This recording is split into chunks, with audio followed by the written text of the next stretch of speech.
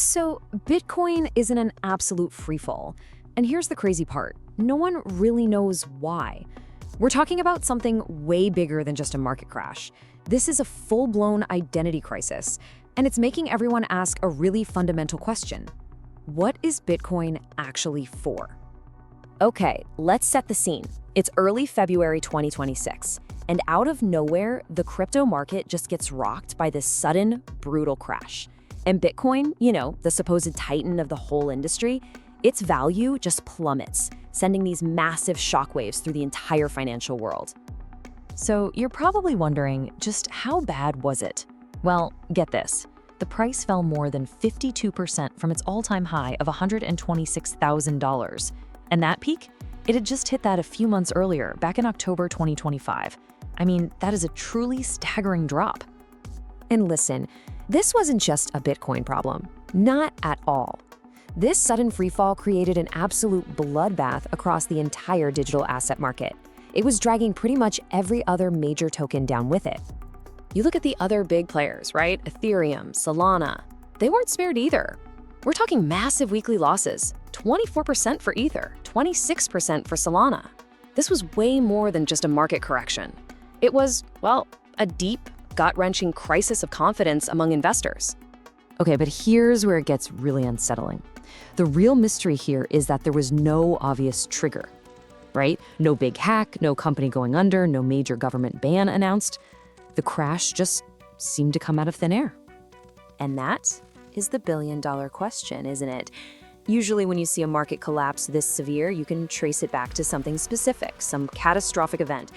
But this time, nope, the financial detectives came up completely empty-handed. Even the seasoned investors, the people who live and breathe this stuff, were totally baffled. Anthony Scaramucci from Skybridge pointed out that the lack of a clear reason is what actually made investors even more scared. You know how it is. The unknown is always way scarier.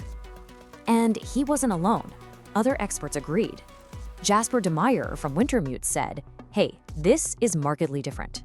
It's not like those past crypto failures that were caused by some big structural problem inside the industry.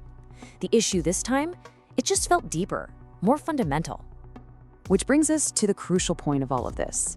The crash wasn't caused by some technical glitch or a bug in the code. It was a human failure. It was a complete loss of faith in the stories, the narratives that gave Bitcoin its value in the first place. This was a crisis of narrative. And that has triggered what you can only call a full-blown existential crisis for Bitcoin. Because with all its core stories just crumbling, investors are left asking themselves, what is Bitcoin really? What's its actual purpose? So let's break down these key stories that are now totally under attack. All right, first up, the whole digital gold idea. You know, the story that Bitcoin is a safe place to park your money when things get uncertain? Well, that argument has taken a serious hit. Just look at the numbers. Over the past year, while actual gold soared 72%, Bitcoin, it fell 28%. In fact, if you look at how it's been behaving, Bitcoin has been acting way more like a risky tech stock. Its value is so driven by market sentiment and, well, belief, rather than a tangible use case. So when the markets get shaky, it tends to fall right alongside stocks. That's the exact opposite of how a real safe haven is supposed to work. Okay, pillar number 2 that held up Bitcoin's value, the story of mass adoption by big financial institutions. The smart money was finally coming in, right? Well, that pillar is also starting to show some really deep cracks. I mean, just look at the trend here.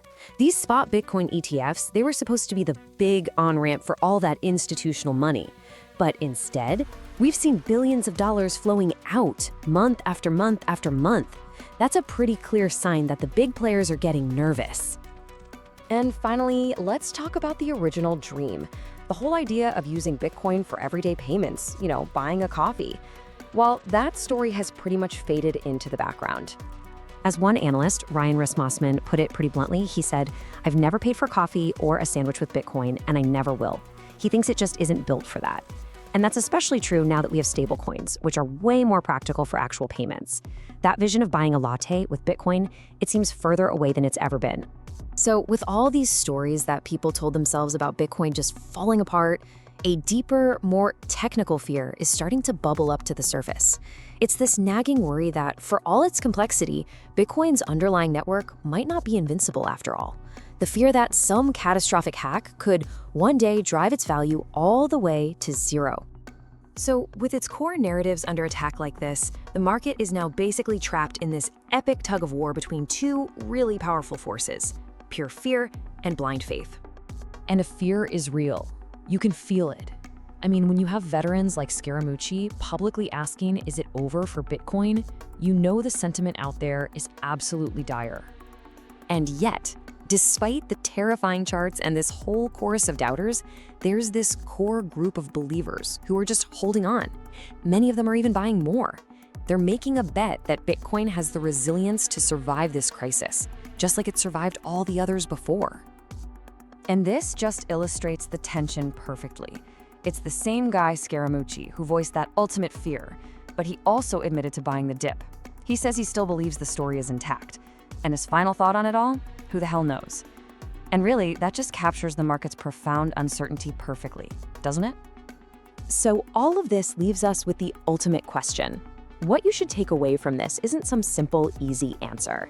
It's a deeper understanding that this isn't just about price charts anymore. This is a battle for the very soul of Bitcoin. Is it a revolutionary new asset class? Or is it just a great story that's finally run its course? Right now, the outcome is truly anyone's guess.